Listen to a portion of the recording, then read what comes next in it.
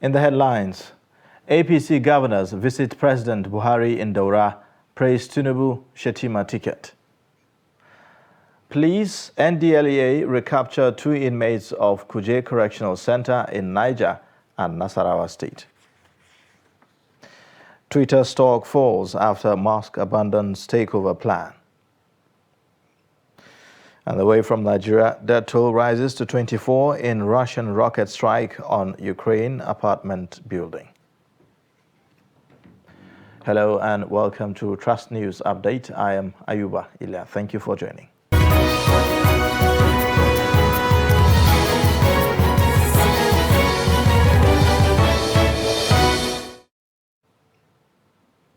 Beginning with politics, despite the intense controversy generated by the same-faith ticket produced by the All Progressives Congress for the next year's elections, governors of the party are confident that they have good grounds to campaign.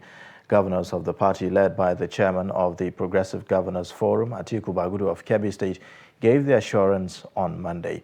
The governors met President Muhammadu Buhari over lunch at his country home in Daura. Kehinde Amodu reports. Presidential flag bearer of the APC, Bola Ahmed Tinubu, picked former Borno State Governor Kashim Shettima as his running mate on Sunday, and now has a fight on his hands to convince Nigerians that his choice is in their interest. It will take some convincing, but governors on the platform of the APC have enlisted to sell the ticket. We have had a successful national convention which has produced in a very, very transparent manner a presidential flag bearer as Bola Ahmed Tinubu, and we note that yesterday he was here for the Salah homage at an occasion which he also used to name the vice presidential nominee in the person of Senator Kashim Shettima. We congratulate you and we congratulate our party. Mr. President, the members of this forum would like to assure you that we'll work very, very hard to ensure the success of our party. And they believe, based on the legacies laid by President Muhammadu Buhari, the task has been made easier. We are confident that as we go around Nigeria to campaign for our party under your leadership, we believe Nigerians will trust us and Nigerians will appreciate that, even where the outcomes are less than what we had hoped, that we have done well. But President Buhari is not concerned merely about the campaign.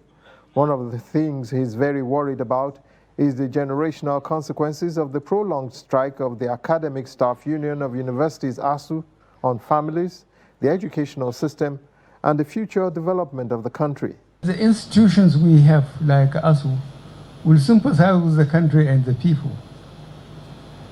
There's nothing wrong with showing the government and leadership that you don't like what they are doing, but enough is enough.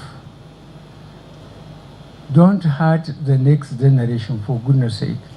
So those of you who have friends that are teachers and influential or even not influential, please persuade them to go back to classes.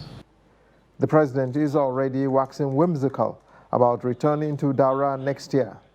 He says he's eager to go, admits it has been tough, and wishes the person coming after him the very best. Kehinde Amodu, Trust TV News. Meanwhile, the nomination of former Borno State Governor Kashim Shettima has continued to dominate discussions among different groups in the country over 24 hours after the announcement. On the streets of Abuja, Nigerians remain religiously divided on the issue, as Musa Luka now reports. The announcement of the ex-Borno governor ended speculations on the rumored same-fate running mate that APC flag-bearer Bola Tinubu was favorably disposed to. It became public knowledge at an interaction session with reporters during the visit to President Buhari in Daura, Katsina State on Sunday by Tinubu and other leaders of the party. In a country where religion plays a major role in the life of an average citizen, the uproar that has followed the announcement of Shettima was not unexpected. I have nothing much to say about it, but to say both of them should rest with politics. Tomorrow is for young people. They should draw younger people, people that have blood in their system, people that can run up and down for Nigeria. That's what we're looking for. That's what we're asking for. They are our parents, so they should hear what we're saying. It is time for the youths to do something. So Kashim Shettima and Tinubu, mashallah, you fit each other, but then you guys should rethink that. Bring someone else. As a matter of fact, this is Muslim ticket. Muslim ticket, the way I'm seeing it, seriously, it's not gonna work. Especially the youth. The youth, what the youth need this time around, these people, they're old. These people are very, very old, you know. What we need now is to get a vibrant youth, at least from 60 years, or less from 40 to 60. There's nothing bad in it. We have to, at least in our, as a country, as Nigeria that is in, you have to come to a times, understand that where you come from, the area that you belong, your sex, your age doesn't matter, but the competency. Are you getting me now? So, Tinubu picking Shettima, we should not talk it like say it's something that is outrageous or is against one ethnic background or not. Tinubu picking Shettima as a running mate is not a bad idea, but you know, it's high time Nigerians need to wake up to it's time that we look up to competency, not religion, tribe, nor any other ethnics. Let's look at the competency. Are these people competent to be our leader? Are they competent to make Nigeria a great nation? I think that is the right time we need to wake up and at least view that, yes, making it a better option. Despite the division, many are hopeful that the country remains an indivisible nation after the 2023 election have been won and lost. Now, the selection of former Borno State Governor Kashim Shettima as running mate of the candidate of the All Progressives Congress, Bola Ahmed Tinubu, has continued to dominate discourse in the northeast zone of the country. Adam Imam reports that the zone is awash with both people opposing and supporting the choice of the ex-governor on various grounds. In Bauchi State, residents are not left out of the news that has dominated both official and unofficial commentaries, as they took side or disagree with the APC's choice of running mate. In my own opinion, he is not the best choice because he failed his people when he was a governor. Now that he has been selected as running mate, he will be far away from his people. In fact, he is not fit for that position. Religion is the one bringing all this problem. But if we take ourselves together to be one, then everybody will understand that. But Nigeria doesn't understand that. All Nigeria is supposed to know that, and this people are supposed to know everything. For how many years, more than 60 years, Igbo man have not. Let's keep sentiment apart, but let's look for it. All Nigerians do not follow parties. Do not follow parties. Let's go someone that is going to assist them. People are suffering. People are suffering. At the core of the discussion is the religious affiliations of both candidates. However, some are quick to dismiss this on the basis of competence, which they say should not be traded for religious learning. We need competent people to lead us to greater height. The choice of Shettima as running mate is a good one, and we pray that they will win the 2023 presidential election. If they eventually wins the election, we want them to bring the needed change for Nigerians. They are very good candidates, but let them tell Nigerians their plans for the country.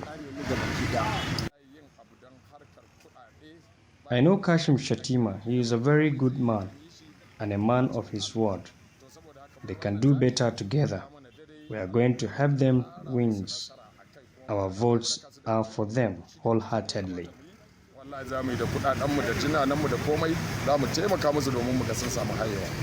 As the furore over Shettima's emergence continues, politicians say the best way to express approval or not of his candidature is in casting vote in the presidential election of 2023. Adam Imam, Trust TV News, Bauchi. In another reaction, the Speaker of the House of Representatives, Femi Gbajabiamila, has described the choice of Senator Kashim Shettima as the running mate of the presidential candidate of the APC, Asiwaju Bola Ahmed Tinubu, as a wise decision. Gbajabiamila expressed delight that Tinubu settled for one of the best hands for the job of Nigeria's vice president. A statement by the Special Advisor on Media and Publicity to the Speaker, Larry Lasisi, said Shettima has over the years proved his mettle as a progressive politician whose 8 years as governor of Borno State was a defining moment for the state. As a foremost banker, Gbajabiamila said that Shettima has the right character and intellectual capacity to turn things around. Hence, having him as the vice president under a Tinubu presidency will be a master stroke in the management of the economy. The Speaker called on Nigerians to support the Tinubu-Shettima ticket and other APC candidates for various elective offices during the 2023 elections.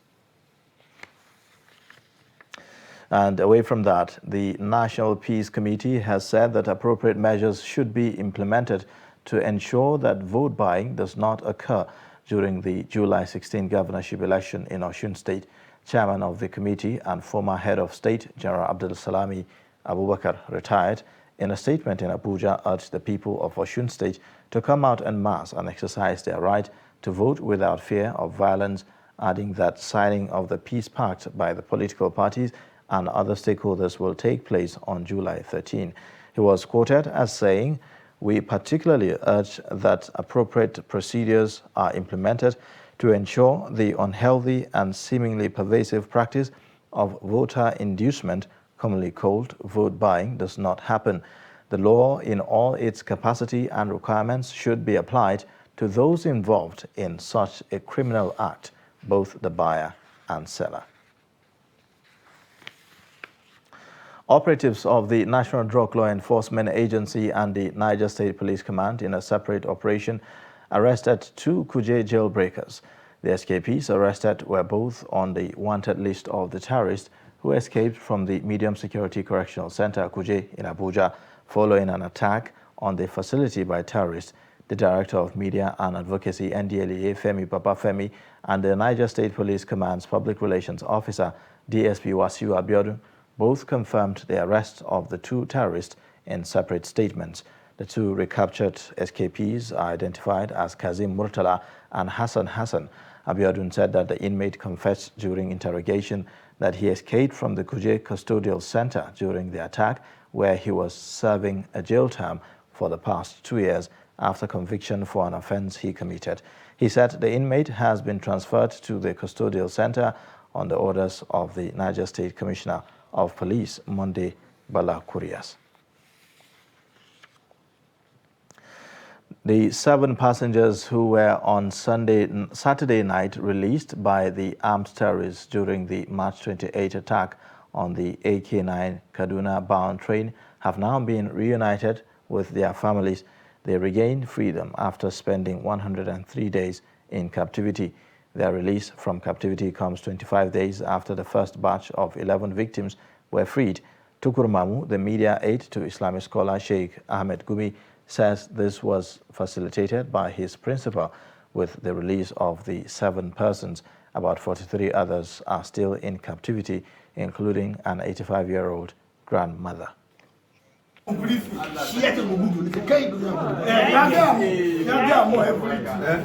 First and foremost,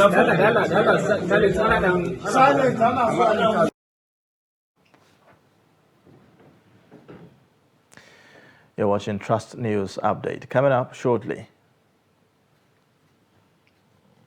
Barricades seen as property owners protest non-payment of compensation.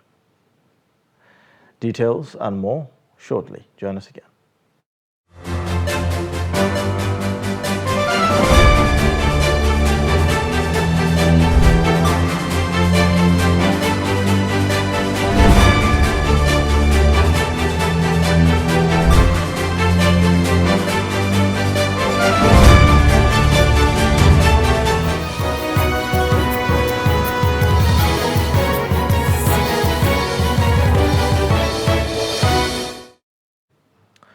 Welcome back. Here's a reminder of our top stories. APC governors visit President Buhari in Daura, praise Tinubu Shettima ticket. Police NDLEA recapture 2 inmates of Kuje Correctional Center in Niger and Nasarawa State. In other news, the need to support the advancement of peace in the northeastern part of the country to ensure development of the region has again been emphasized. As part of activities to mark this year's Eid al-Kabir celebration, stakeholders organized a peace-building lecture for youth and women from the region. From Yola, Salis Lawan reports. The event had in attendance Muslim and Christian youths. Leaders from the region, in separate presentations, admonished the youths to reflect on the significance of peace and the sacrificial aspect of Eid al-Kabir, noting no reasonable development can be achieved in the absence of peace. Peace building, if we look at our situation today in this country and beyond, actually we need to preach peace, we need to advocate for peace, we need to talk for peace, and we need to work for peace. Because if peace reigns, then everything will be okay. Our institutions, like political institutions, like organizational institutions, like whatever institution, including religion institutions, actually will work well. Community prosper, no society prosper without peace. And for you to prosper, you need peace.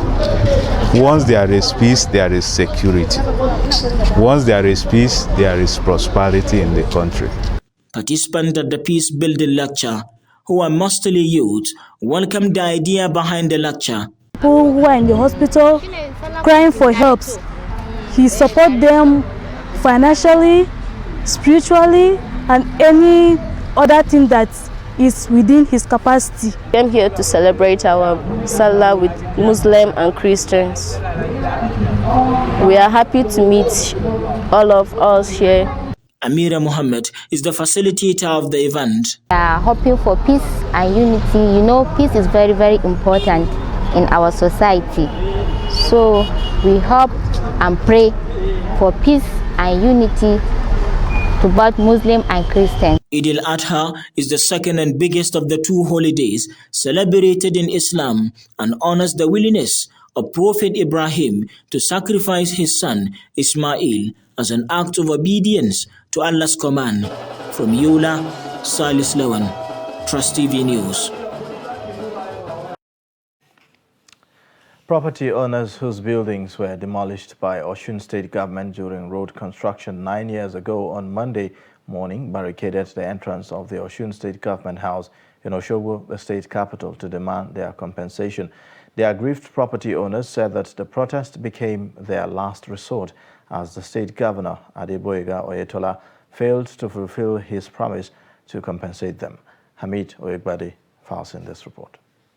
Over 600 shops and houses located along Old Garage, MDS Market and Fakunle areas in Osogbo, Osun State capital, were demolished by the state government in 2013 to make way for construction. It was during the administration of former Governor Rauf Agberebeshola, who is now the Minister of Interior. Officials of the Ministry of Lands and Physical Planning carried out enumeration and valuation of the affected properties and commenced the process for payment of compensation to the owners of the buildings. But they were not paid till the end of Aregbesolah's administration. The incumbent governor, Adeboyega Oyetola, who was Aregbesolah's chief of staff, assured those affected that they will be paid, but he is yet to fulfill his promise. Speaking on behalf of others, Alhaja Shola Adefunke said many of the landlords have died while many are sick and need money for treatment. She appealed to the governor to pay them without further delay.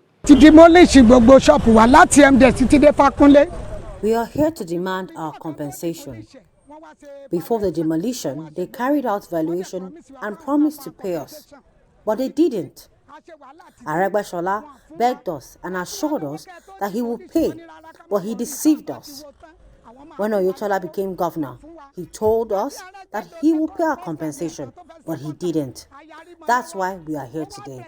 Another property owner, Mrs. Funke Afolabi, said the businesses of the affected property owners suffer serious setback, adding that they are yet to recover. We are here today to complain to our government that he should pay our compensation. Since 2013 that they've demolished our shop, we have been waiting long enough that they should pay our money. We heard that they have made payment for Ayetoro to old garage, that MDS was excluded. And we want our whole money to be approved before this election, and they should pay our own money. Similarly, Ahmed Adedogun called on the state government to release their compensation money, as many of them are old and need help to survive. Láti 2013, the government demolished our shops and houses since 2013. The former governor, Rafiu Aregbesola, promised to pay our compensation, but he didn't. His successor, Governor Yetola, assured us that he will pay the compensation. He signed checks for payments of some people around the areas of Ayetoro and excluded those of us at Old Garage, MDS, and Fakunle Axis. We want the government to pay our compensation without further delay. The Commissioner for Information in the state and his Works and Transportation counterpart, Remi Omowaye, assured that the compensation will be paid in full and appealed to the affected property owners to be patient with the state government. And in sports news, England produced a sensational record-breaking performance to stun rivals Norway as they progressed to the knockout stages of the European Women's Championship as group winners. Britain was treated to a memorable night as England broke their own tournament record to win 8-0 in what was perceived to be their biggest test of the group stages. Norway, ranked 11th in the world, were outplayed, outclassed, and completely stunned by the England team oozing confidence. And that's a wrap on Trust News Summary, Trust News Update. Watch more via all our social media platforms and also connect with us via our YouTube channel. Thank you for watching. I am Ayuba Ilia. Bye for now.